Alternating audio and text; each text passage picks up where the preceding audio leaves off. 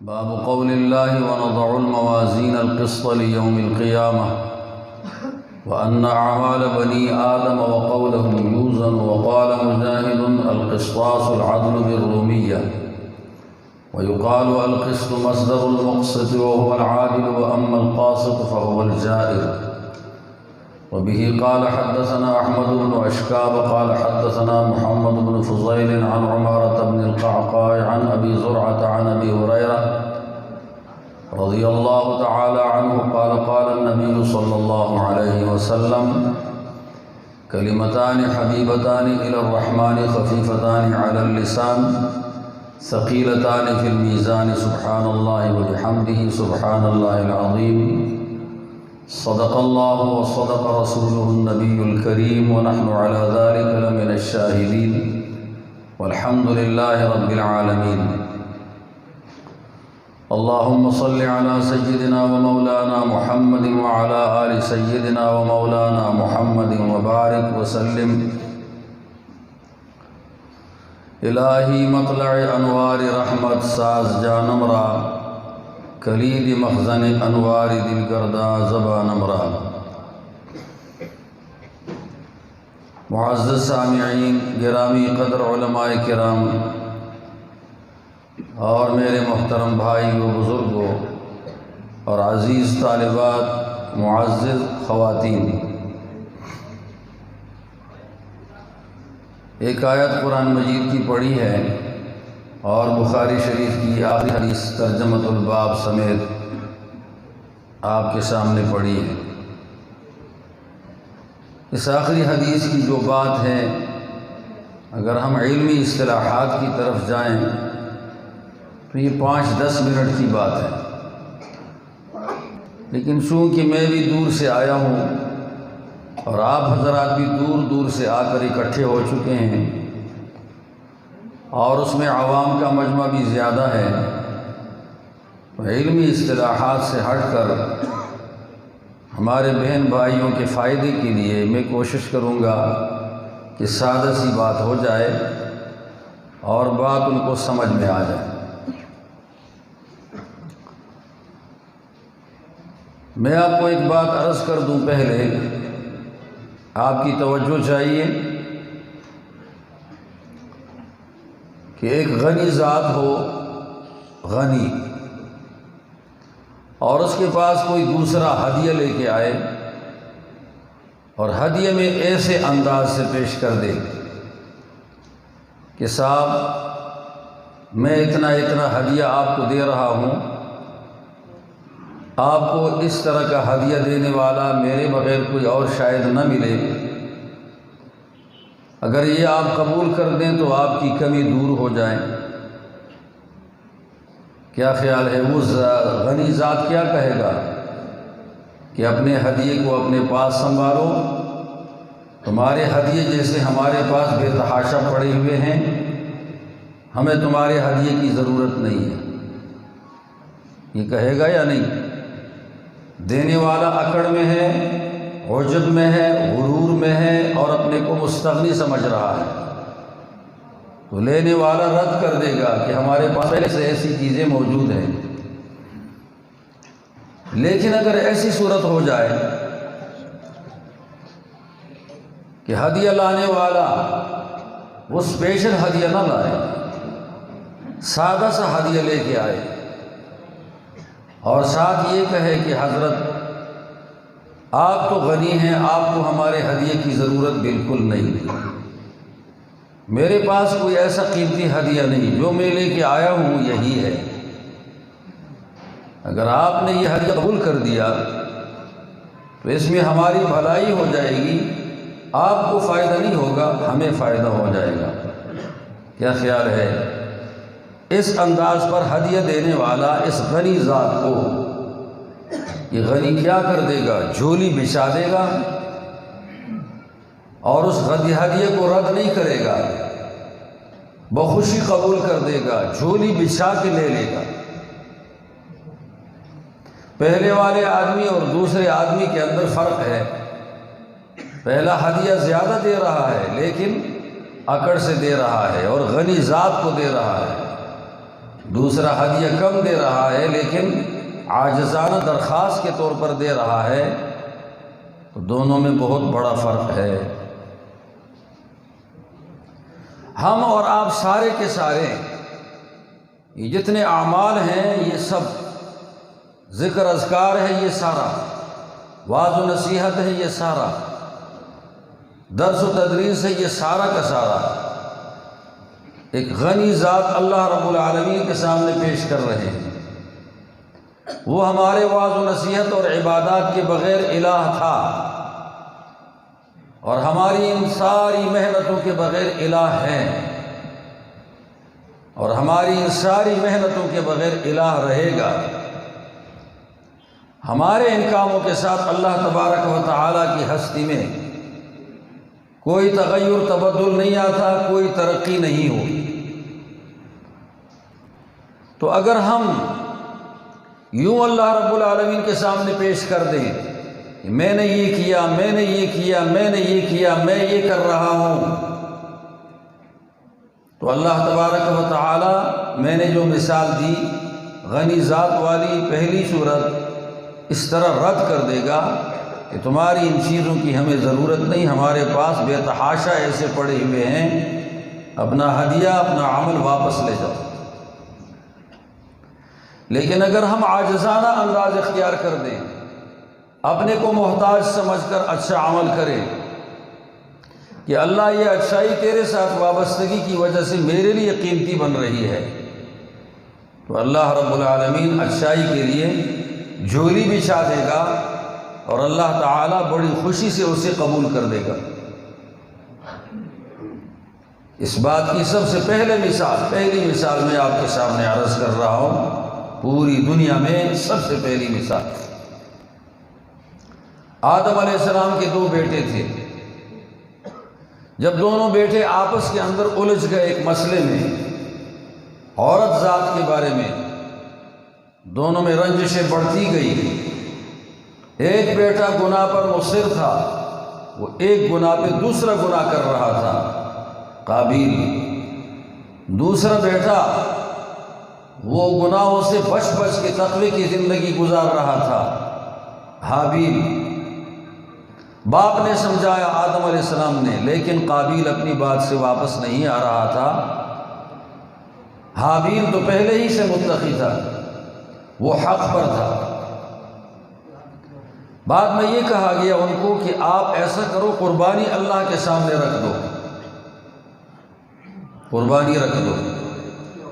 حابیل نے قربانی رکھ دی، اور وہ قربانی مینڈے کی لے کے آئے۔ قابیل نے کچھ پرانے ردی جو لے کے آیا۔ اللہ تعالیٰ نے حابیل کی قربانی قبول کر دی اور قابیل کی قربانی رد کر دی۔ اللہ رب العالمین ہماری قربانیوں کا تو بالکل محتاج نہیں ہے۔ من عمل صالحا فلنفسہ ومن اساء فعلیہا، جو بھلائی کرتا ہے تو اس کا سارا فائدہ کرنے والوں کو ملے گا، فنفعہ لنفسہ، ومن اساء، اور جو برائی کرے گا، فمضرتہ علیہا، تو اس برائی کرنے والے کے برائی کا ضرر کرنے والوں کو ہوگا۔ اللہ تعالیٰ کو کسی کی اچھائی سے نفع نہیں اور کسی کی برائی سے ضرر نہیں۔ لیکن حابیل کے اچھے جذبات اور اللہ تبارک و تعالیٰ پر فدائیت کی وجہ سے اللہ نے اس کی قربانی قبول کر دی۔ قابیل رسمی قربانی دینا چاہتا تھا، جان چھڑانے کی قربانی دینا چاہتا تھا، اچاٹ دل سے قربانی دینا چاہتا تھا، اللہ تعالیٰ نے اس کی قربانی مسترد کر دی۔ میری بہنوں اور بھائیوں، ہم یہاں اس مجلس میں بیٹھے ہوئے ہیں، یہ بھی ایک قربانی کی مجلس ہے، خواہشات کی قربانی کی مجلس ہے، ضرورتوں کو قربان کرنے کی مجلس ہے، سہولتوں کو قربان کرنے کی مجلس ہے۔ خالص اللہ واسطے بیٹھے ہوئے ہیں، کتاب و سنت کی بات ہو رہی ہے، اور اگر کوئی اور بات ہے جو کتاب و سنت میں موجود نہیں تو کتاب و سنت کو سمجھانے کے لیے بطور مثال کے ہے، اور کتاب و سنت کو سمجھانے کے لیے مثال یہ ذریعہ ہے حق سمجھانے کا۔ تو جہاں حق قابل مدح ہے وہاں پر اس کا ذریعہ بھی قابل مدح ہے۔ آپ اور ہم اللہ کے سامنے یکسو ہو کر بیٹھیں گے، عاجز ہو کر بیٹھیں گے، مستغنی ہو کر نہیں بیٹھیں گے۔ یہ نہیں کہیں گے کہ اگر ہم یہاں نہ بیٹھیں تو مجلس ناکام ہو جائے گی، نہیں، ہمارے بغیر بھی کامیاب ہوگی۔ اس ارادے سے بیٹھیں کہ میرا مقصد یہاں بیٹھنے سے صرف اللہ تعالیٰ کا قرب ہے، اللہ رب العالمین سے میرا رابطہ مضبوط اور مستحکم ہو جائے، یہ میرا مقصد ہے۔ اور سارے تقاضوں کو دبا کر بیٹھیں گے، مرد بھی عورت بھی، سرگوشیاں روک کر بیٹھیں گے، باتیں بند کر کے بیٹھیں گے، یکسو بولنے والے آدمی کی طرف متوجہ ہو کر بیٹھیں گے۔ کچھ بات سمجھ میں آ جاتی ہے محبت سے، کچھ بات سمجھ میں آ جاتی ہے اخلاص سے، کچھ بات سمجھ میں آ جاتی ہے یکسوئی سے، کچھ بات سمجھ میں آ جاتی ہے مجلس کے آداب کی وجہ سے۔ یہ ساری چیزیں جب اکٹھی ایک جگہ جمع ہو جائیں انشاءاللہ بچے سے بھی بات ضائع نہیں ہوگی، بوڑھے سے بھی بات ضائع نہیں ہوگی، غبی سے بھی بات ضائع نہیں ہوگی، سب کے ذہن میں بات بیٹھ جائے گی۔ یہ کسی بات کو سنبھالنے کے لیے ایک بند ہے جو میں نے آپ کو بتا دیا، اس بند کی وجہ سے چیز محفوظ ہو جاتی ہے، تو سارا مجمع متوجہ ہو جائے۔ اور اگر ہم اچاٹ دل سے بیٹھیں گے تو غنی ذات کے سامنے اپنی محنت پیش کرنی ہے، اس کو ہماری محنتوں کی ضرورت نہیں۔ اس نے تو اپنے نبی کو بھی فرمایا ہے وَلَئِنْ شِئْنَا لَنَذْهَبَنَّ بِالَّذِي أَوْحَيْنَا إِلَيْكَ ثُمَّ لَا تَجِدُ لَكَ عَلَيْنَا نَصِيرًا، جو ہم نے آپ کو وحی کی ہے اگر ہم چاہیں تو ہم وہ وحی آپ سے لے لیں اور اس وحی کو دوبارہ آپ کی طرف واپس کرنے میں آپ کو کوئی مددگار نہیں ملے گا۔ یہ بفرض محال بات ہے، ایک محال چیز کو فرض کر دیا جائے۔ اللہ نے ایسا کیا نہیں ہے، کرتا بھی نہیں ہے، لیکن اللہ فرماتے ہیں میں کر دوں تو کوئی واپس بھی نہیں کر سکتا۔ اپنے پیغمبر کو یہ بات فرمائی ہے، تو ہم اچاٹ دل سے کبھی نہ بیٹھیں، متوجہ دل سے بیٹھیں، آداب کا بھی خیال رکھیں، بولنے والے کی طرف بھی توجہ ہو، صرف آج کے مجمع میں نہیں، ہمیشہ کے لیے۔ بخاری شریف کتاب الایمان میں باب الانصات للعلماء کہ اہل علم جب بات کریں تو ان کے سامنے خاموش ہو جانا اور خاموش کرانا مجمع کو، اس کی مدح بتائی گئی ہے۔ اور جریر بن عبداللہ بجلی صحابی ہیں، انہوں نے حضور علیہ السلام کی خطاب سے پہلے حجۃ الوداع کے موقع پہ سارے مجمع کو چپ کروا دیا، اور چپ کروانے کے بعد حضور پاک علیہ السلام تشریف لائے۔ مختصر سی 5-10 منٹ کی بات نہیں، اتنی بھی تھی، وہ بات کر دی، لیکن وہ بات تیار مجمع نے لے لی۔ اور مجمع جب تیار ہو تو تھوڑا سا خطبہ کافی ہے، مجمع جب تیار نہ ہو تو پہلے اس کو تیار کرنے کے لیے بڑی محنت کرنی پڑتی ہے۔ یہ مکی زندگی تیار کرنے کے لیے تھی، لیکن اب حجۃ الوداع کے موقع پہ 10 منٹ کا 8 منٹ کا خطبہ سارا مجمع سمجھ بھی چکا، لے بھی چکا، یاد بھی رہا، عمل میں بھی آ گیا۔ وجہ یہ ہے تیار مجمع ہے، تو ہم پہلے سے بھلائی کے لیے تیار رہیں، جوڑی بھی چاہتے کہ اللہ تعالی ہمارا یہ کمزور عمل ہمارے اچھے جذبات سے، اچھی نیت سے، ایمانی کیفیت سے جھولی بچھا کے قبول کر دیں۔ اللہ تعالی ہمارا محتاج نہیں، ہم اللہ تعالی کے محتاج ہیں۔ یہ تمہیدی ایک بات عرض کرنی تھی۔ دوسری بات یہ تھی کہ خواتین کے مجمع میں ہماری خواتین اکثر شادیوں میں جاتی ہیں، تو شادیوں میں سب بولتے ہیں، سننے والا کوئی نہیں ہوتا، ہر خاتون بولتی ہے، بڑی بھی چھوٹی بھی، سننے والے نہیں ہوتے، ان کا واسطہ اس سے پہلے ایسے مجمع سے پڑا ہے۔ غمی میں جاتی ہے تو غمی میں سب بولتے ہیں، کوئی رو رہا ہے، کوئی رونے والے کے ساتھ تماشا کر رہا ہے، کوئی تماشا والا بھی رونے سے متاثر ہو کر خامخواہ رو رہا ہے۔ ایک مجمع رونے کا بنا دیا ہے، باتوں کا بنا دیا ہے، پٹن کا بنا دیا ہے۔ کبھی ان کا واسطہ پڑتا ہے ویسے عام مجمعوں میں ان مجموعوں میں بھی سارے بولتے ہیں، سیاسی مجلس ہیں ساری بول رہے ہیں سب کے سب۔ یہ مسجد ہے، عام مجمع نہیں ہے، شادی کی مجلس نہیں ہے، غمی کی مجلس نہیں ہے، یہ صدقے کی مجلس ہے، توجہ کی مجلس ہے، رحمتوں کی مجلس ہے۔ یہاں لعنت برسانے والا فرشتہ نہیں آتا، رحمتوں کو لانے والے فرشتے آتے ہیں، فرشتوں کے گھیرے لگتے ہیں۔ اس وجہ سے فرشتوں کی بھی، مسجد کی بھی، مجمع کی بھی، بات کی بھی قدر کر کے ہم متوجہ یکسو ہو جائیں۔ برتن سیدھا رکھیں، الٹا نہ رکھیں۔ خواتین اس مجمع کی قدر و قیمت جان لیں، یہاں صرف آپ کی خاموشی اور توجہ مطلوب ہے، اور اس توجہ اور خاموشی کے پرنالے کے ساتھ یہ بات آپ کے دل دماغ کی طرف منتقل ہو جائے گی۔ تیسری بات یہ ہے، مردوں کے پاس بڑے بڑے فون ہیں، یہ ریکارڈ بھی کر لیتے ہیں، آواز کو بھی، ویڈیو بھی بناتے ہیں۔ مستحسن امر ہے یا نہیں اپنی جگہ پر ہے، لیکن اس سے فتنہ نہیں اٹھتا۔ خواتین کے مجمع میں کوئی بھی موبائل فوٹو والا، ویڈیو والا وہ بند رکھا جائے، اس لیے کہ خواتین کی ساری چیزیں، یہ عورت ہے، عورت کا معنی عربی میں چھپانے کی چیز کا ہے، لہٰذا اس کی آواز کو بھی اور اس کے چہرے کو بھی، اس ساری چیزوں کو چھپا کے رکھا جائے، کوئی چیز ویڈیو میں ریکارڈ نہ کی جائے۔ وجہ یہ ہے کہ خواتین اگر ریکارڈ کر دیں اور کسی نابلد ناواقف لاؤبالی بے باک آدمی کے ہاتھ میں پڑ جائے اور اس کے ساتھ یہ ساری بات باہر پھیل جائے تو اچھی خاصی خاتون کی بے عزتی ہو جائے گی اور دین کی بھی بے عزتی ہو جائے گی، لہٰذا یہ مناسب نہیں ہے۔ آنے والے آئیں گے مجمع میں، بار بار آئیں گے، آپ نے آنے والوں کو نہیں دیکھنا، ہمارے جیسے انسان ہیں اور وہ آئے ہیں ہمارے جیسے طلبگار ہیں، ادھر آ چکے ہیں، جگہ دے دی جائے، اس کی طرف توجہ اپنی مبذول نہ کی جائے۔ بعد میں جب آ جائیں، بات ختم ہونے کے بعد آپ اس سے ملاقات کر لیں، مل جائیں، وقفے میں بات کر لیں، مل جائیں، لیکن بیچ میں بات کو توڑ کر اس سے ملنا یہ اچھی بات نہیں ہے۔ کیونکہ میں آپ کو بتاتا ہوں کہ جریر بن عبداللہ بجلی کی روایت ہے، حضور علیہ السلام نے فرمایا استنصت الناس، لوگوں کو چپ کراؤ، تو حضور سے پہلے وہ چپ کرانے گئے۔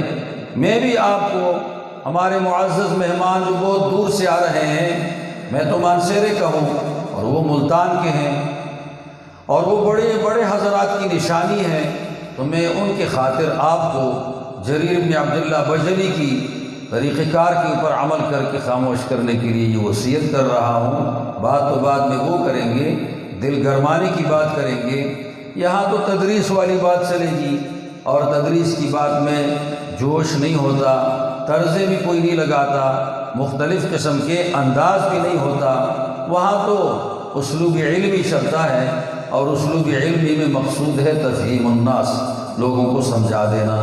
میں اس کے مطابق بات عرض کروں گا۔ یہاں جو بات آ چکی ہے، جس کے بارے میں بات چل رہی ہے، وہ یہ ہے، قرآن مجید کے اندر ایک آیت ہے وَلِمَنْ خَافَ مَقَامَ رَبِّهِ جَنَّتَانِ، سورہ رحمان میں آپ پڑھتے ہیں کہ اس شخص کے لیے جو رب کے سامنے کھڑے ہونے سے ڈرتا ہے اور اس کو خوف ہے کہ مجھے بحیثیت مجرم کے سارے کیسز میرے پاس ثابت ہوں گے، شواہد اور دلائل موجود ہوں گے، اور زندگی میں 60 70 سال 80 سال کا پورا ریکارڈ حاضر ہوگا، اور وہ ریکارڈ میلا بھی ہوگا، میرے خلاف کیس ہوں گے، حقوق العباد کے بھی، حقوق اللہ کے بھی، عدالت عالیہ میں مجھے حاضر کیا جائے گا، تو اس کے لیے 2 جنت ہے۔ جو اس طرح خوف کی زندگی گزارتا ہے تو اس کے لیے جنتیں بھی کتنی ہیں؟ 2 ہیں۔ اب وہ 2 جنتیں کون سی ہیں؟ بخاری شریف کتاب التفسیر میں حدیث موجود ہے، اور بخاری شریف باب صفت الجنہ میں بھی موجود ہے کہ اللہ تبارک و تعالی کیا کریں گے؟ جنتان من ذہب آنیتہما وما فیہما، 2 جنت تو ایسے ہیں کہ جو سونے کے ہیں، گولڈن ہیں، وہ جنت اور ان کے اندر کے سارے برتن، ساری چیزیں، یہ سب سونے کی ہیں، اور اس میں جنتی ہوگا، جنتی اور رب کے درمیان میں اور حجابات سارے ختم ہو جائیں گے، ایک تکبر کا حجاب ہوگا، کہ اللہ رب العالمین معبود ہے، متکبر ہے، اور یہ مخلوق اور یہ انسان جو جنت میں چلا گیا ہے یہ عبد ہے اور متواضع ہے۔ بندے میں تواضع کی یہ صفت، اللہ میں تکبر کی یہ صفت، بس یہ تکبر کی صفت رداء الکبر، اللہ تعالیٰ کے تکبر کی چادر ہوگی۔ باقی آج دنیا میں اللہ اور بندے کے درمیان لاکھوں نہیں کروڑوں رکاوٹیں موجود ہیں۔ نفسانی صفات خود ایک رکاوٹ ہے۔ جب نفسانیت کو کچل کر کوئی بندہ مر کر اللہ کے پاس پاک ہو کے چلا جائے تو اللہ رب العالمین وہاں پر اس بندے کے لیے اپنے اور بندے کے درمیان میں ایک تکبر کا ردا چادر وہ چھوڑ دیں گے، باقی ساری رکاوٹیں ختم ہو جائیں گی۔ بندہ اور رب آپس میں مل گئے، یعنی بندہ اور رب آمنے سامنے ہو گئے۔ یہ ہے مزے کی بات۔ یہاں تو ہزاروں نہیں، لاکھوں نہیں، کروڑوں رکاوٹیں ہیں۔ نفسانی تقاضا خود ایک رکاوٹ ہے، نفس خود ظلمات کا مجموعہ ہے۔ مولانا تھانوی رحمۃ اللہ علیہ فرماتے ہیں تفسیر بیان القرآن میں کہ بندے اور رب کے درمیان میں جو رکاوٹیں ہوتی ہیں بندے کی طرف سے نفسانی ہیں، ایک پر دوسرا، تیسری، چوتھی، پانچویں، چھٹی، یہ رکاوٹیں بھی بے شمار ہیں۔ جتنے اسباب زیادہ ہوں گے رکاوٹیں زیادہ ہوں گی، جتنا ضد زیادہ ہوگا رکاوٹیں زیادہ ہوں گی، جتنا تکبر زیادہ ہوگا رکاوٹیں زیادہ ہوں گی، جتنا کینہ زیادہ ہوگا صلحاء کے ساتھ رکاوٹیں زیادہ ہوں گی، جتنے مراکز خیر سے دوری ہوگی رکاوٹیں زیادہ ہوں گی، جتنے اہل حق کے خلاف بکواس کرے گا، لب کشائی کرے گا، رکاوٹیں بڑھتی جا رہی ہیں اللہ اور بندے کے درمیان میں اتنی ہیں۔ ان رکاوٹوں کے ختم ہونے کے بعد آگے پھر اللہ تعالیٰ کے نور کی رکاوٹیں شروع ہو جاتی ہیں، اور وہ انوارات کی رکاوٹیں ہیں بندے اور رب کے درمیان، وہ بھی بے شمار ہیں۔ لیکن جب یہ یہاں نفس کو کچل کر مر جائے اور چلا جائے، فَأَمَّا مَنْ وَآثَرَ الْحَيَاةَ الدُّنْيَا فَإِنَّ الْجَحِيمَ هِيَ الْمَأْوَىٰ، یہ پہلی صورت ہو گئی۔ وَأَمَّا مَنْ، اور وہ آدمی جو اللہ رب العالمین کے ساتھ تعلق جوڑ دے، خاف مقام ربی، رب کے مقام سے ڈر جائے، وَنَهَى النَّفْسَ عَنِ الْهَوَىٰ، خواہشات سے بچ بچ کر وقت گزار دے، بس اللہ رب العالمین فَإِنَّ الْجَنَّةَ هِيَ الْمَأْوَىٰ، جنت اس کا ٹھکانہ ہے۔ ایک پیر رکھ دیا نفس پہ، دوسرا پیر رکھ دے گا جنت میں، دوری نہیں ہوگی اللہ رب العالمین آسانی سے۔ اسی لیے پیغمبر دنیا میں ہوتے ہیں، لیکن وہ اللہ اور پیغمبر کے درمیان میں نفسانی رکاوٹیں نہیں ہوتی، انوارات کی رکاوٹیں بھی کم ہو جاتی ہیں، تو پھر وہ اللہ کے انوارات سے فائدہ لیتے ہیں رکاوٹوں کے نہ ہونے کی وجہ سے۔ اور ہمارے جیسے معاصی میں ملوث لت پت انسان، اللہ اور بندے کے درمیان میں بہت ساری رکاوٹیں آ جاتی ہیں۔ یہ رکاوٹیں غیر مرئی ہیں، نفسانی تقاضے اور خواہشات نفسانی، یہ خود سب رکاوٹ ہیں۔ کہ کوئی ایسی چیز نہیں کہ کوئی پہاڑ رکاوٹ ہے۔ پہاڑ کی رکاوٹ، جب نفس میں رکاوٹ نہ ہو تو پہاڑ کی رکاوٹ کالعدم ہے، اور جب نفس میں رکاوٹ ہو تو پھر کار خیر بالکل قریب ہوگا اور رکاوٹ بہت زیادہ ہوگی۔ مثال کے طور پر کار خیر ہو رہا ہے اسلام آباد میں، آپ وہاں پہنچ نہیں سکتے، آپ پہ پابندی لگ گئی، آپ کے سامنے یہاں پابندی آ گئی ہے اور دل چاہتا ہے کہ میں جاؤں، تو اتنا دور بھی قریب ہے، اس کار خیر میں شریک شمار ہوتا ہے۔ لیکن اگر کوئی رکاوٹ نہیں اور آپ کے قریب ہی گوشے میں کار خیر ہو رہا، آپ اس میں شریک نہیں ہو رہے، آپ اس سے دور ہیں، تو یہاں قریب ہی کار خیر میں آپ شریک نہیں ہوں گے۔ وجہ یہ ہے کہ بالکل قریب ہیں لیکن دور ہیں، اور کبھی بہت دور ہوں گے لیکن دلی توجہ کی وجہ سے قریب شمار ہوں گے۔ تو ہم وہ رکاوٹیں اپنی دور کر دیں جو ہمارے دلوں میں ہیں۔ خارجی رکاوٹیں پھر معنی نہیں بنتی جب دل میں رکاوٹ نہ ہو۔ ہم اس بات کی کوشش کر لیں۔ میں عرض کر رہا تھا کہ جو رب سے ڈرتا ہے تو اس کے لیے دو جنت ہیں، صرف ڈرنے سے دو جنت نہیں ہے۔ یہ علماء جانتے ہیں ذکر الملزوم ہے و ارادت اللازم ہے، کہ رب کا خوف ملزوم ہے، اس کے ساتھ اللہ تبارک و تعالیٰ کے بارے میں یہ بندہ متقی ہو جاتا ہے۔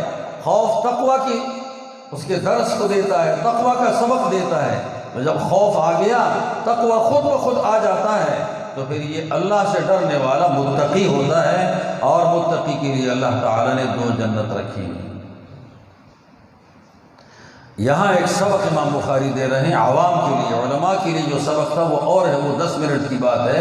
عوام کے لیے جو عرض کر رہا ہوں وہ سبق کیا ہے کہ ہر انسان کے سامنے اپنا انجام مستحضر ہونا چاہیے کہ ہمارا اور آپ کا غیر شعوری طور پر بھی ہمارے ارادے کے بغیر ایک انجام کے ساتھ واسطہ پڑ رہا ہے۔ وہ انجام کیا ہے کہ ہم مریں گے۔ وہ سب کو دیکھتے ہیں کہ مر رہے ہیں، اور مریں گے تو پھر اپنے مرضی کے مطابق برزخی زندگی نہیں گزار سکتے، اللہ کی مرضی کے مطابق گزاریں گے۔ ہمارا عمل برزخ میں ہمارے لیے معاون ہوگا یا مخالف ہوگا۔ برا عمل ہے تو مخالف ہے، اچھا عمل ہے تو معاون ہے۔ مردے کے ساتھ 3 چیزیں چلی جاتی ہیں، حدیث پاک کے اندر آتا ہے، بخاری جزء 2 میں موجود ہے۔ کچھ چیزیں تو واپس آ جاتی ہیں اور کچھ چیز ساتھ ہوتی ہے۔ مثلا رشتہ دار واپس آ جاتے ہیں، غلام باندی پرانے زمانے میں واپس آ جاتے ہیں، مال جس کے ساتھ لگا ہوا تقسیم ہو جاتا ہے۔ اعمال صالحہ یا اعمال طالحہ، برے اعمال، یہ اس کے ساتھ وہاں قبر میں رہتے ہیں، اور اس کا سارے زندگی واسطہ انہی اعمال کے ساتھ پڑتا ہے۔ الناس مجزیون باعمالہم ان خیرا فخیر وان شرا فشر، سارے لوگوں کو ان کے اعمال کا بدلہ دیا جائے گا۔ اگر ان کا عمل اچھا ہے تو ان کا بدلہ بھی اچھا ہوگا، اگر ان کا عمل برا ہے تو ان کا بدلہ بھی برا ہوگا۔ ترمذی شریف کی روایت ہے۔ تو انجام کو مستحضر رکھنے سے بندہ متقی ہو جاتا ہے، محتاط ہو جاتا ہے، انجام مستحضر ہو۔ یہاں بھی امام بخاری کہتے ہیں کہ تمہارا ایک واسطہ آگے پڑے گا، اٹھو گے قیامت کے دن، اور اٹھ کر پھر یوم یکون الناس کالفراش المبثوث، یہ ساری مخلوق بکھرے پتنگوں کی طرح ہوں گے۔ یہ وہ پتنگیں ایک دوسرے میں گھس گھس کی رفتار کرتے ہیں، یک رخی رفتار نہیں کرتے، ہر رخی رفتار کرتے ہیں، اور کوئی کسی سے ٹکرا جائے تو نیچے گر جاتا ہے۔ وہاں پر بھی ٹکراؤ والا رفتار ہوگا، آنے والا جانے والے کے ساتھ رفتار میں ٹکراؤ کرے گا، اور جو گر گیا سو گر گیا، پھر کبھی اٹھ نہیں سکے گا، مر بھی نہیں سکے گا۔ اور متکبرین قیامت کے دن فقدان طاقت کی وجہ سے، فقدان قوت کی وجہ سے گر جائیں گے، اور پھر یہ اٹھ نہیں سکیں گے۔ دنیا کے بڑے بڑے متکبر، ان سے طاقت چھین لی جائے گی، اور سارے لوگ گھومیں گے، پھریں گے۔ یہ خوف وہاں کا ہونا چاہیے آج بندے کے اندر۔ اور یہ خوف کہاں ملے گا؟ خوف کے مجالس سے ملے گا، خوف کے مراکز سے ملے گا، خوف کے کتب اور مضامین سے ملے گا، وہ ان ساتھیوں سے ملے گا جو اللہ کے بارے میں خوف کا درس دے رہے ہیں، وہاں سے یہ ملے گا۔ ہم تلاش کرتے ہیں خدا کا خوف، خدا کے غافل لوگوں کی رفاقت میں، وہاں تو خوف نہیں ملتا، وہاں تو اکڑ مل جاتا ہے۔ ہم اکڑوں کے ساتھ پھرتے ہیں اور خوف خدا تلاش کرتے ہیں، ایسا نہیں ہو سکتا۔ اپنے لیے خوف خدا والا ساتھی تلاش کرنا پڑے گا۔ انجام خیال میں رہے، ترازو لایا جائے گا اور وہ رکھا جائے گا، اور اس ترازو کے 2 پلڑے ہوں گے، بیچ میں ڈنڈا بھی ہوگا، اور ترازو کے بالائی طرف سے کانٹا بھی ہوگا۔ جو پرانے ترازو ہوا کرتے تھے، وہ ترازو اسباب کی کمزوری کی وقت جو ہوا کرتے تھے، وہ ترازو قیامت کے دن لگایا جائے گا۔ ایک فرشتہ اعمال کو رکھے گا اور دوسرا فرشتہ کانٹے کو دیکھے گا۔ اگر کانٹا برابر ہے تو اعمال اچھے برے مساوی، اگر کانٹا کسی طرف جھکا ہوا ہے تو ایک پلڑا بھاری ہے، دوسرا پلڑا بھاری نہیں ہے، ہلکا ہے۔ اب وہاں دیکھا جائے گا، اگر اچھائی کا بھاری ہو گیا، ومن ثقلت موازینہ فاولئک هم المفلحون، یہ کامیاب ہو گئے جن کے اچھائی کا میزان بھاری ہو گیا۔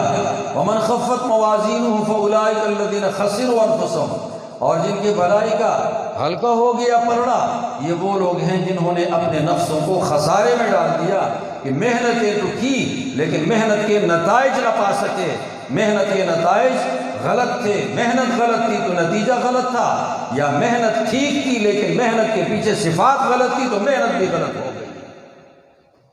2 طریقوں سے محنت غلط ہوتی ہے، یا محنت غلط ہے تو اس کا نتیجہ غلط ہے، اور یا ایسا ہے کہ محنت تو ٹھیک ہے لیکن اس محنت کے پیچھے صفات غلط ہیں، ان صفات کی غلطی کی وجہ سے وہ عمل اب صحیح شمار نہیں ہوگا، وہ عمل بھی غلط ہوگا۔ جیسے کافروں کی نیکی، اب نیکی عمل تو ٹھیک ہے لیکن پیچھے صفت ایمان مفقود ہے، تو آگے عمل کا انجام خراب ہو گیا اور وہ عمل کالعدم شمار ہو جائے گا۔ نیت میں ریا شامل ہو گئی، عمل تو ٹھیک کر رہا ہے لیکن نتیجہ نہ پا سکا، اس لیے کہ ریا نے برباد کر دیا، عمل میں حقوق العباد کو تلف کر دیا ہے، ان کے حقوق اس کے ذمے ہیں۔ اب اس انسان نے اپنے اچھے اعمال کا نتیجہ برباد کر دیا، کیونکہ حقوق العباد میں لوگوں کے کھاتے میں اس کے اعمال چلے جائیں گے، اس آدمی کے پاس کچھ نہیں رہے گا۔ ذرا اپنے اگلے جہان کو خیال میں رکھنا چاہیے، سبق وہاں سے ملے گا۔ ہم نے کسی زمانے میں سوچا، میرا ایک دوست فوت ہو گیا، رشتہ دار بھی تھا، کہ حضور نے ارشاد فرمایا قبرستان میں زیارت کیا کرو مردوں کی، تو چلے جاتے ہیں ایسے مردوں کی زیارت کرتے ہیں جن کی قبریں دو چھتی نہ ہوں، سنگل ہوں، اور سنگل کے ساتھ بھی پرانی قبریں ہوں، کچی قبریں ہوں، وہاں تلاش کر لیتے ہیں جن کی قبروں کے نشانات مٹ چکے ہیں۔ ایک طرف وہ بیٹھ جاتا، دوسری طرف میں بیٹھ جاتا۔ اپنے خفیہ عمل کو ظاہر کرنا یہ اچھا تو نہیں ہوتا، لیکن تعلیم کے لیے اور تعلیم کے لیے، ترغیب کے لیے جائز ہو جاتا ہے۔ امام نووی نے لکھا ہے، اس لیے میں آپ کے سامنے عرض کرتا ہوں، وہاں 10-10 منٹ کے اکیلے میں بیٹھنے سے ہمیں اتنا سبق مل جاتا کہ کتابوں کے 10-10 صفحات سے اتنا دل ہمارا بیدار نہ ہوتا جتنا وہاں پر 10 منٹ سے بیدار ہو جاتا تھا۔ آپ بھی یہ سبق کبھی کبھی حاصل کر لیا کریں، اجڑے قبرستانوں میں جا کر انسانی زندگی کا ابتدا اور دورانیہ اور انتہا یہ سب وہاں سے معلوم کر لیں کہ کیسے خطاواز تھے کہاں چلے گئے، کیسے طاقتور تھے کہاں چلے گئے، اور کیسے زبردست پلاننگ بنانے والے تھے کہاں چلے گئے۔ نوابوں کی قبروں میں دیکھ کر آپ کو بڑی بے بسی معلوم ہو جائے گی کہ منتہا سب کی ایک ہے، اور قبروں کے اندر عمدہ قبر بنانے سے کسی کی اندر کی زندگی عمدہ نہیں ہوتی، وہ تو اچھائی کر کے اچھی صفات کی وجہ سے اپنی اندرونی زندگی عمدہ ہو جاتی ہے، اس کی کوشش کر لی جائے۔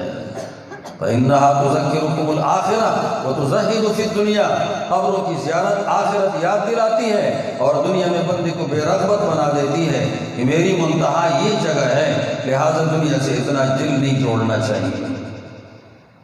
سبق ملتا ہے یہاں سے۔ تو یہاں بھی یہی بات ہے، ترازو لگے گا، اعمال آئیں گے، تول شروع ہوگا، فرشتہ دیکھے گا، یہ سب کچھ ہوگا۔ کیسے لایا جائے گا یہ عمل، یہ یاد رکھا جائے۔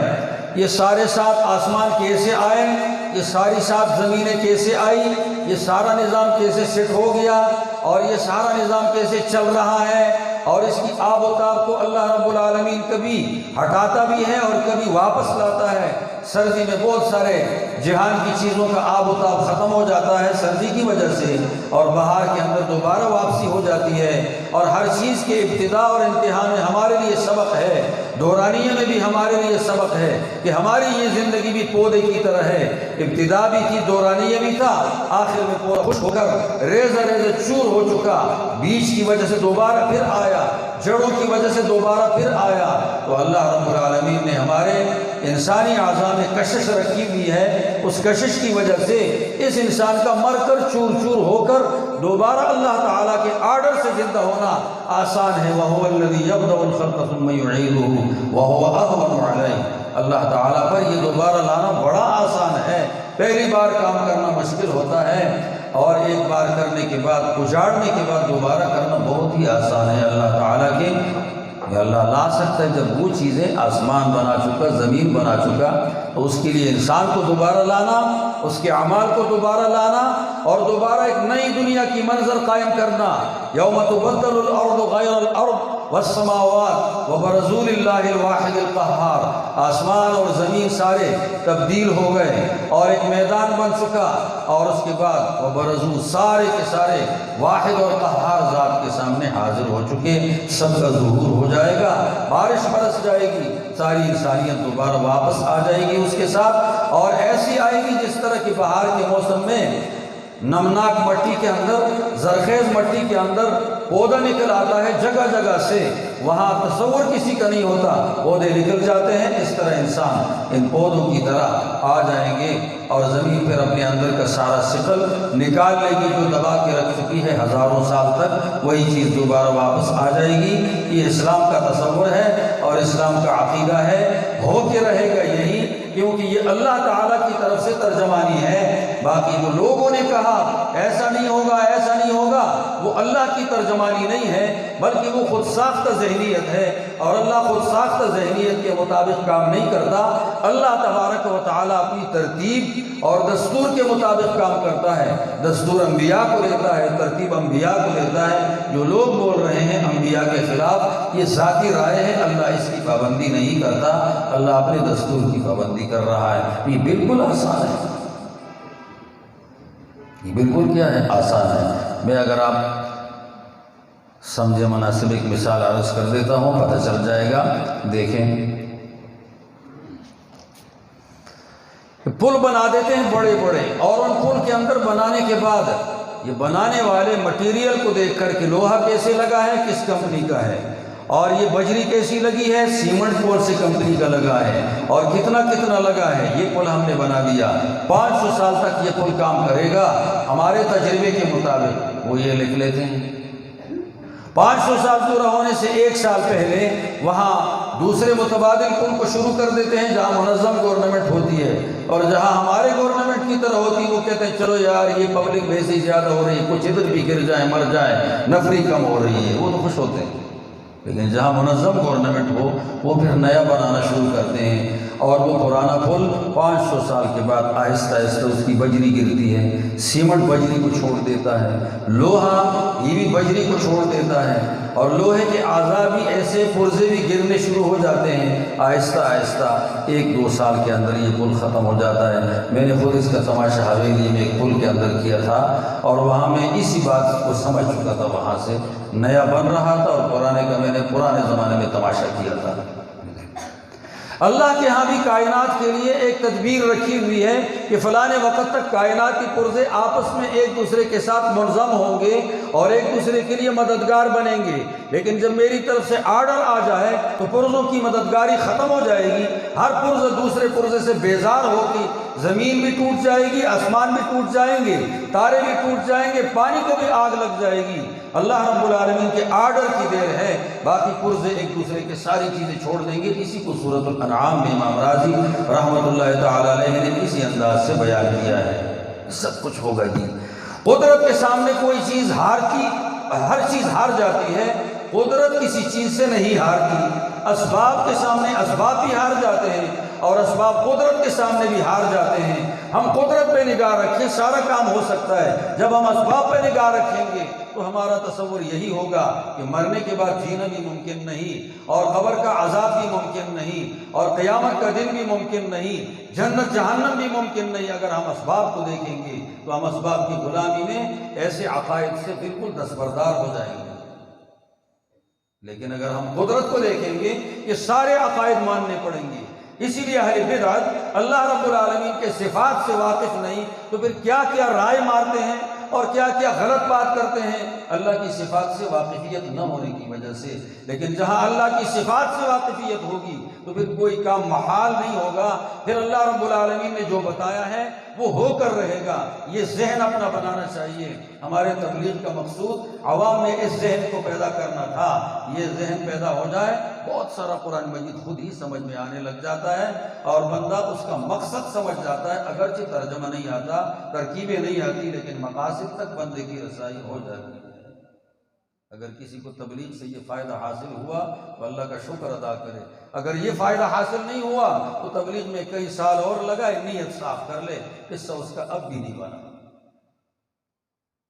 نضع الموازین القسط، یہ میزان بھی ہوگا، اعمال بھی آئیں گے۔ میں نے بات بتا دی، قدرت کے سامنے ہر چیز ہارتی ہے، قدرت کو کوئی چیز ہرا نہیں سکتی۔ اللہ کی صفات پر یقین رکھنا چاہیے۔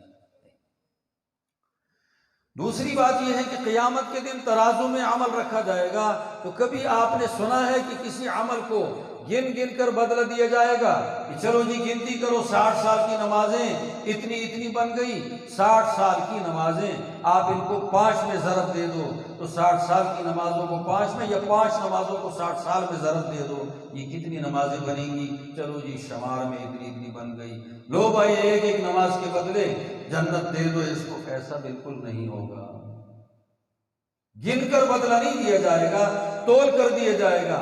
اگر گن کر دیا جاتا تو کھوٹا کرا برابر ہو جاتے، لیکن جب تول کر دیا جا رہا ہے تو منافق کنورٹ مسلمان، منافق کنورٹ مسلمان اور کھرا مسلمان، دونوں میں زمین آسمان کا فرق۔ منافق کے اعمال مسترد ہو جائیں گے اور مومن، حقیقی مومن کے اعمال مقبول ہو جائیں گے۔ وجہ یہ ہے کہ تول پہ بات ہو رہی ہے، گن کر بات نہیں ہو رہی۔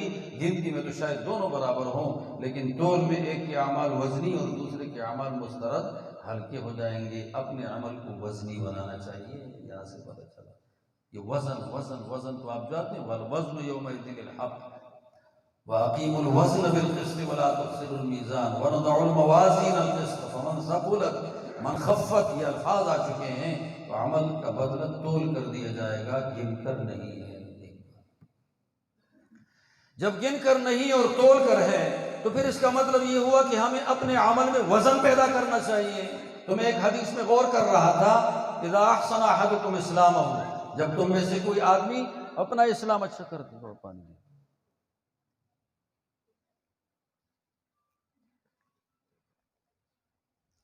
اچھا کر دے اپنے اعمال کو، جو نیکی کرے گا اللہ رب العالمین اسلام اچھا کر دے، جو نیکی کرے گا اللہ تبارک و تعالی اس کی نیکی کو بڑھا کر اجر دیں گے۔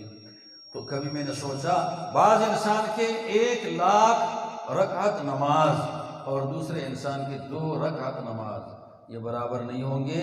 کہ 2 رکعت والا وزنی ہوگا اور 1,00,000 رکعت نماز پڑھنے والا وزنی نہیں۔ شمار میں وہ زیادہ ہے، وزن اس میں زیادہ ہے۔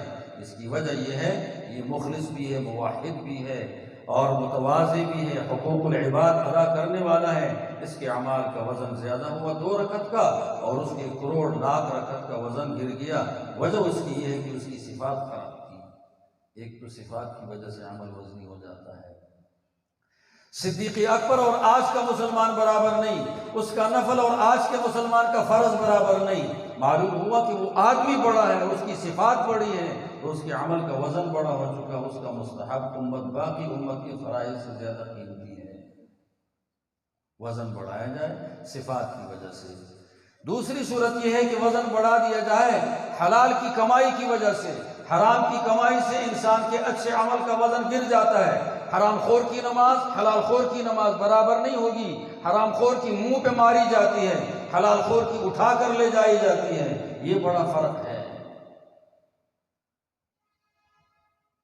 اللہ نے حلال میں برکت رکھی ہے، تو حلال خور آدمی کے خون سے جو عمل ہو رہا ہے اس میں اللہ نے برکت رکھی۔ حرام خور آدمی کے خون سے جو عمل ہو رہا ہے اس سے برکت ختم ہو گئی۔ حرام منحوس ہے اور حلال مبارک ہے، تو مبارک سے ہونے والا عمل بھی مبارک اور منحوس سے ہونے والا عمل بھی منحوس ہوگا۔ روزی حلال کی کر دی جائے، یہ چیز ہے۔ اور اس کی بہت ساری مثالیں، وقت نہیں ہے، حدیث سے مثالیں، اپنی طرف سے نہیں۔ تیسری چیز جس سے انسانی عمل وزنی ہوگا وہ کیا ہوگا؟ انسان کے اخلاق ہوں گے کہ ہر کسی کو دھتکارتا ہے، ہر کسی کے ساتھ برائی سے پیش آتا ہے، سزائیں حد سے زیادہ دیتا ہے، جرم سے زیادہ سزا دے رہا ہے، جرم سے زیادہ سزا دے رہا ہے۔ یہ انسان ہے جس سے خدا کی مخلوق تنگ ہے اور یہ سارے لوگوں پہ ظلم کر رہا ہے۔ کل ہی میں بخاری شریف کے ایک شرح کو دیکھ رہا تھا، بہت قدیمی شرح ہے، اس کے اندر لکھا تھا کہ قیامت کے دن اہل بدعت کا، مرتدین کا اور اعلیٰ درجے کے ظالموں کا حشر ایک جیسا ہوگا، بس صرف فرق اتنا ہے کہ ایک کا ذرا زیادہ سزاؤں میں ہے اور ایک کا ذرا کم، لین ایک ہی ہے۔ ظالم کا بدعتیوں کے ساتھ اور مرتدین کے ساتھ لین ایک شمار ہے، اور یہ عام آدمی کی شرح نہیں ہے جو سب کے ہاں مقبول ہے، اسی آدمی کی شرح ہے۔ یہ ثقل اس طرح پیدا ہوگا، عمل میں وزن۔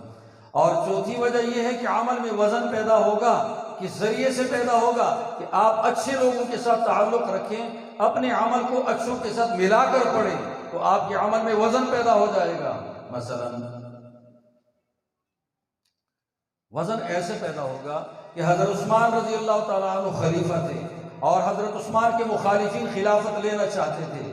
حضرت عثمان کے مخالفین کے پیچھے بھی لوگ نماز ادا کرتے تھے، حضرت عثمان کے پیچھے بھی نماز ادا کرتے تھے، لیکن حضرت عثمان کے پیچھے نماز ادا کی جا رہی وہ اعلیٰ درجے کی قبول ہے، اور حضرت عثمان کے مخالفین کے پیچھے نماز ادا ہو رہی ہے وہ یہاں رسمی نماز شمار ہوتی ہے، حقیقی نہیں ہے۔ معلوم ہوتا ہے کہ اچھے آدمیوں کے ساتھ مل کر عمل کرنا یہ قبولیت کی طرف اقرب ہے، اور بروں کے ساتھ مل کر عمل کرنا یہ مردودیت کی نشانی ہو جاتی ہے۔ تو اپنے لیے زندگی کی تمام راہوں میں اچھا رہنما تلاش کیا جائے، اچھا دوست تلاش کیا جائے، ان کے کھاتے میں اپنے اعمال کو لایا جائے۔ اللہ کے فضل و کرم سے عمل اس آدمی کا بھی وزنی ہو جائے گا۔ پتہ چلا کہ قیادت اچھی ہو تو عمل کی اچھائی میں بڑا دخل ہے، دوست اچھا ہو تو عمل کی اچھائی میں بڑا دخل ہے۔ اس سے وزنی ہو جائے گا، اس سے عمل وزنی ہوگا۔ فرشتے بھی آمین کہتے ہیں نماز میں، نمازی بھی آمین کہتا ہے۔ حدیث میں ہے کہ جب یہ نمازی کی آمین فرشتے کی آمین کے ساتھ برابر ہو جائے تو فرشتوں کا آمین منظور ہے، اللہ تعالیٰ اس مسلمان کے آمین کو بھی قبول کر دے گا۔ کیوں قبول کر لے گا؟ کہ جن کا آمین منظور ہے اس نے اپنا آمین ان کے آمین کے ساتھ ملا دیا ہے۔ اب اس اچھے آدمی کے ساتھ کیا فرشتوں کے ساتھ اس مسلمان نے اپنا عمل ملا دیا، ملانے کے ساتھ کتنا اچھا ہو گیا، قبول ہو گیا۔ یہ اقرب الی الاجابت ہے، اجابت کی طرف زیادہ قریب ہے، اس کی کوشش کرنی چاہیے۔ صفات اچھی ہوں، صفت اخلاص، اخلاص کی صفت ہوگی، چھوٹی نیکی بڑی بھاری ہو جائے گی، اور اخلاص نہ ہو تو بڑی نیکیاں مسترد بھی ہو جائیں گی۔ شہید کی شہادت، سخی کی سخاوت، عالم کا علم جب ریاکار ہو، اتنا بڑا عمل اور یہ دوزخ میں جانے کا سبب بن گئے صفت اخلاص کے فقدان کی وجہ سے۔ لیکن اگر صفت اچھی ہو گئی تو اچھی صفت کی وجہ سے چھوٹے چھوٹے اعمال نے، بنی اسرائیل کے زمانے کی ایک خاتون نے جو کہ پیشہ بدکار تھی، اس بدکار عورت کی بدکاری کو خدا نے معاف کر دیا، اور اس کو اس نیکی کی وجہ سے جو پیاسے کتے کو پانی پلایا تھا اسی کی وجہ سے بخشی گئی۔ وہ فرض واجب نہیں تھا بلکہ وہ ایک امر مندوب تھا، لیکن پیچھے صفت اچھی تھی، اور اس اچھی صفت کی وجہ سے اس کا عمل قبول ہو گیا، توبے کی توفیق مل گئی۔ بھلائی جہاں سے ہو تلاش کرنا چاہیے، نیکی کو حقیر نہیں سمجھنا چاہیے۔ چھوٹی نیکی بڑی نیکی کا راستہ آزاد کر دیتی ہے، چھوٹی نیکی بڑی پھنسی ہوئی نیکی کا راستہ کیا کرتی ہے؟ آزاد کر دیتی ہے۔ اب میرے پاس ایک مثال میں خود تجربہ کیا ہے، لیکن آپ کے سامنے نہیں بتاتا کہ جہاں بند جگہ ہے وہاں راستہ کیسے آزاد کرتے ہیں۔ پانی پھنسا ہے اور کسی پائپ میں پانی پھنس گیا، کوئی کچرا پھنس گیا، اس کو آزاد کرنے کے لیے چھوٹے چھوٹے ذرات ہیں، ان کو پہلے ہٹاؤ، راستہ کھل جائے گا۔ اگر آپ بڑوں کو ہٹاؤ گے تو راستہ نہیں کھلے گا۔ یہ چھوٹے ذرات نے پانی کا سارا بند راستہ کھول دیا، میں نے خود تجربہ کیا اس کے۔ لیکن حقیر مت سمجھو۔ آگے حدیث میں اصطلاحات کی بات ہے، وہ تو طالبات کے سمجھ میں آئے گی بات، اور علماء کے سمجھ میں آئے گی، عوام کے سمجھ سے باہر ہے۔ حدیث کی طرف جاتے ہیں، ابو ہریرہ ایک واقعہ یاد آیا، جہاں انسانی زندگی میں سبب کام چھوڑ دے اور اسباب پاس ہو اور کام نہیں بن رہا، پھر کیا کر لے؟ تو باباؤں کے پاس جانے کی ضرورت نہیں، پھر یہ ہے کہ مستجاب الدعوات لوگوں سے دعائیں منگوا دے، اللہ رب العالمین اس آدمی کا یہ کام کر لیں گے۔ ابو ہریرہ کو حدیث یاد نہیں ہو رہی تھی، حضور علیہ السلام نے دعا کر دی، اللہ تعالیٰ نے ابو ہریرہ کو حافظ الحدیث بنا دیا ہے۔ اگر آپ کا بچہ، اس کا ذہن کام نہیں کر رہا، محنت کرتا ہے، آپ کی دنیا کی کوئی کاروباری زندگی ہے، حلال کی ہے، رک گئی ہے، آپ اس کے اندر اگر کوشش کر کے رہا کرنا چاہو تو اللہ والوں سے دعا کرواؤ، اللہ تعالیٰ آپ کا یہ کام آزاد کر دے گا۔ ایسی بخاری شریف کے اندر میرے سامنے 10-12 مثالیں ہیں، لیکن وقت نہیں ہے، کم ہے۔ کلمتان حبیبتان الی الرحمن، دو عظیم الشان کلمے ہیں، رحمان کو پسندیدہ۔ ہمارے استاد تھے حضرت مفتی ولی حسن رحمۃ اللہ علیہ، وہ فرماتے تھے رحمان کا ذکر اس لیے کیا ہے کہ وہ تھوڑے پہ زیادہ ثواب دیتا ہے، تھوڑی نیکی پہ زیادہ ثواب دیتا ہے، بار بار بھی دیتا ہے۔ آپ بھی جنت میں ختم نہیں ہوں گے، آپ کی نیکی کا ثواب بھی جنت میں ختم نہیں ہوگا، ایک نیکی کا ثواب ختم نہیں ہو رہا، تعجب کی بات ہے۔ جنت کے درختوں پہ خزاں نہیں ہے کبھی، وہاں ہر وقت پھل پکے ہیں، اور جنت کے درختوں کے اوپر بہار بہار ہے۔ وجہ یہ ہے کہ آپ کے اعمال کا زور ظاہر ہو رہا ہے وہاں پر، وہی آپ کا اپنا عمل ہے۔ خفیفتان علی اللسان، زبان پر آسان ہے۔ تجوید کے قواعد جو پڑھ چکے ہیں جزری میں ہے کہ اس میں اکثر حروف ضعیف ہیں، پھر کچھ اضعاف ہیں، اور کچھ ایسے ہیں جو قوی ہیں، اور کچھ متوسط ہیں۔ اقوی حرف اس میں نہیں، اقوی حرف بڑے ثقیل ہوتے ہیں۔ ثقیلتان فی المیزان، میزان کے اندر یہ بھاری ہوتے ہیں، لیکن یاد رکھیں بھائی میزان میں بھاری ہوتے ہیں۔ اگر آدمی صفات کا بھاری ہے تو اس کے یہ کلمات بھی میزان میں بھاری ہیں، اگر آدمی صفات کا ہلکا ہے، مردود ہے، تو اس آدمی کے یہ کلمات بھی ہلکے ہوں گے۔ منافق عبداللہ بن ابی بن سلول حضور کے پیچھے نماز پڑھتا، سبحانک اللہم و بحمدک پڑھتا، حضور نے اس کا جنازہ پڑھایا، اپنا کرتا پہنا کر پڑھایا، اس کے منہ میں لعاب تھوک کر بھی جنازے کے بعد دفنا دیا، لیکن اس کی بخشش نہیں ہوئی۔ صفات کا ہلکا تھا، کنورٹ تھا، بخشش بالکل نہ ہو سکی اس آدمی کی۔ کیوں؟ صفات کا ہلکا تھا، اس کا اللہ اکبر فائدہ مند نہیں ہوا، اس کی سورۃ الفاتحہ فائدہ مند نہیں ہوئی، سبحان ربی العظیم فائدہ مند نہیں ہوا، کنورٹ آدمی تھا۔ لیکن ابو بکر صدیق کا سبحان اللہ و بحمدہ یہ آج ہمارے فرضوں سے زیادہ وزنی ہے۔ وجہ یہ ہے وہ صفات کا وزنی تھا۔ میرے دوستو اپنی صفات پہ محنت کرنی چاہیے۔ انسان صفات کا نام ہے، دیکھو ایک ہے مذکر یا ذکر اور ایک ہے رجل، دونوں میں بڑا فرق ہے۔ مذکر ذکر پوری دنیا کی چیزیں ہیں کہ نہیں، یہ گدھا مذکر ہے کہ نہیں؟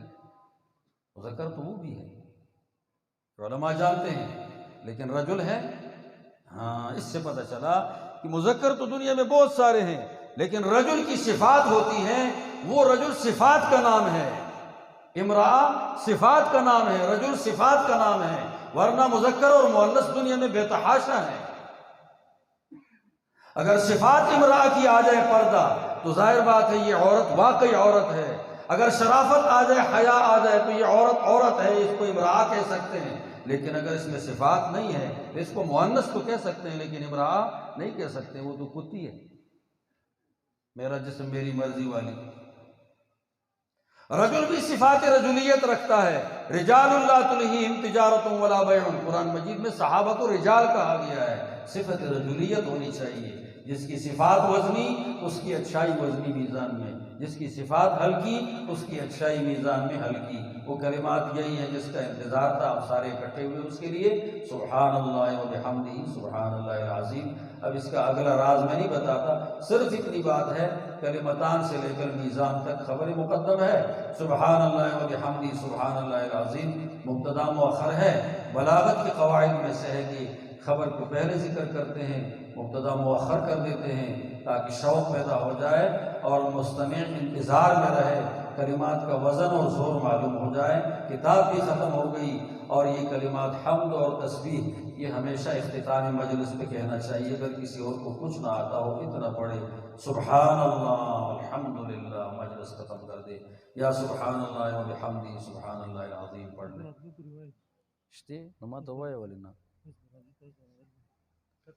میں تو یہ سمجھ رہا تھا کہ وقت ختم ہو گیا ہے، میں تو پش سے سمجھ جاتا ہوں کہ شاید ٹائم ختم ہے۔ بہرحال ایک بات اور بھی ذرا یاد رکھ لیں، یہ محدث مفسر ہیں عبدالحق محدث دہلوی، ایک تو عبدالحق محدث دہلوی لمعات والا ہے، ایک عبدالحق ہے نامی والا، تفسیر حقانی کا مصنف۔ اس نے ایک مقدمہ لکھا ہے، علماء کے لیے بہت مفید ہے، خاص کر لبرل کے خلاف زبردست کام کیا اس نے، بڑے بڑے اشارے ذکر کیے ہیں لبرل کے خلاف۔ ایک ترجمان السنہ اس کا مطالعہ کرنا چاہیے، اور ایک اس کا مطالعہ کرنا چاہیے عبدالحق حقانی کی تفسیر، تو مولانا تھانوی بھی اس کا بہت حوالہ دیتے ہیں۔ وہ وہاں ذکر کرتے ہیں کہ فعل تابعی فاعل ہوتا ہے، علماء جانے فعل تابعی فاعل ہوتا ہے، اگر فاعل وزنی ہے تو فعل وزنی، اور اگر فاعل وزنی نہیں ہے تو فعل وزنی نہیں۔ یہ علماء تو جان چکے لیکن عوام کو پتہ نہیں چلا۔ عوام کے لیے ایک مثال بتاتا ہوں، دیکھیں آپ کے یہاں ایک مستری ہوتا ہے، وہ کرنڈی والا مستری ہے۔ کون سا مستری ہے؟ کرنڈی والا، بس صرف اتنا ہی ہے، کرنڈی والا مستری ہے، پلستر والا مستری ہے، اس کے پاس وہی ملنے کی چیز ہے، کیا چیز ہے اس کا نام کیا ہے؟ گز، وہی گز ہے اس کے پاس۔ اس کی دیوار بھی ٹیڑھی ہوتی ہے، پلستر کر لیتا ہے، اینٹ پہ اینٹ رکھتا ہے، اور ایسا کمعقل بھی میں نے دیکھا ہے کہ اینٹ پہ اینٹ رکھتا ہے اور ایسا نہیں رکھتا۔ حضور علیہ السلام نے ایک جگہ اشارہ کر دیا کہ تم نے دیوار کیسے بنانی ہے، المؤمن للمؤمن كالبنيان يشد بعضه بعضا وشبك بين اصابعه.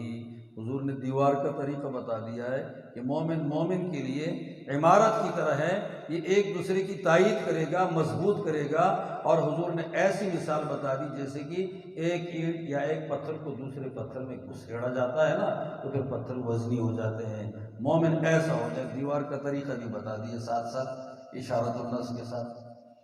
کالبنیان یشد بعضه بعضا وشبک بین اصابعہ.